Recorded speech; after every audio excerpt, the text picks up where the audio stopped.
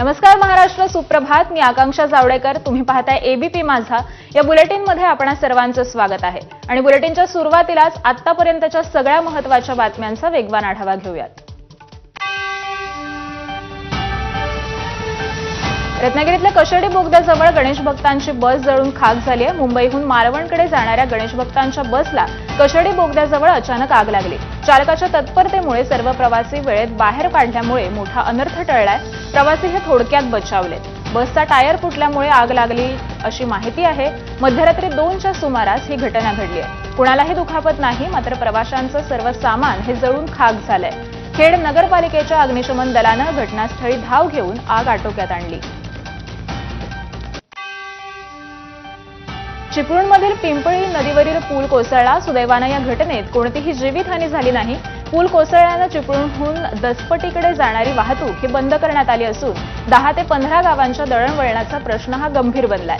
पुलाला तडा गेल्यामुळे आधीच कळवून देखील प्रशासनानं याकडे दुर्लक्ष केल्याचा आरोप हे स्थानिक करतायत. आता पुलाची पाहणी करण्यासाठी प्रशासनानं काही अधिकारी घटनास्थळी आले असता त्यांच्या डोळ्यादेखतच हा पूल खाली कोसळला.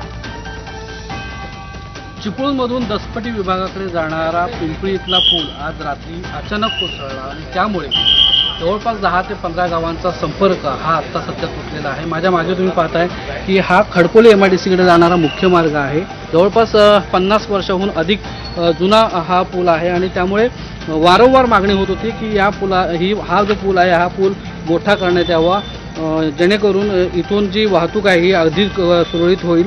मात्र 2021च्या महापुरानंतर देखील वारंवार मागणी करून या पुलाकडे दुर्लक्ष करण्यात आलं असं इथल्या स्थानिकांचं म्हणणं आहे. आणि आज रात्रीच्या सुमारास आधी या पुलाला तडे गेले आणि या तडे गेलेले पाहणी करण्यासाठी या ठिकाणी जेव्हा अधिकारी आले त्यांच्या डोळ्यात देखत हा पूल आहे हा नदीमध्ये कोसळण्याची घटना घडलेली आहे. खरं तर सध्या या मार्गावरची जी वाहतूक आहे ही सध्या पूर्णपणे बंद आहे आणि खबरदारी म्हणून प्रशासनाने या दोन्ही बाजूला जे आहे ते बॅरिकेडिंग केलेलं आहे. स्वप्नील घाग, एबीपी माझा, चिपळूण, रत्नागिरी. आता चर्चा करता त्या ठिकाणी 50-60 जण उभे असताना तो पूल पडला. त्याच्यामध्ये एक रिक्षावाला जाता वाचला.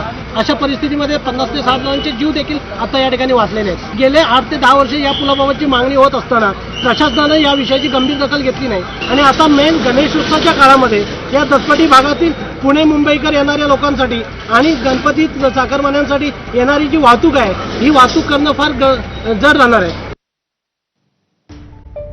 तर गणेशोत्सवासाठी कोकण रेल्वेनं कोकणात निघाले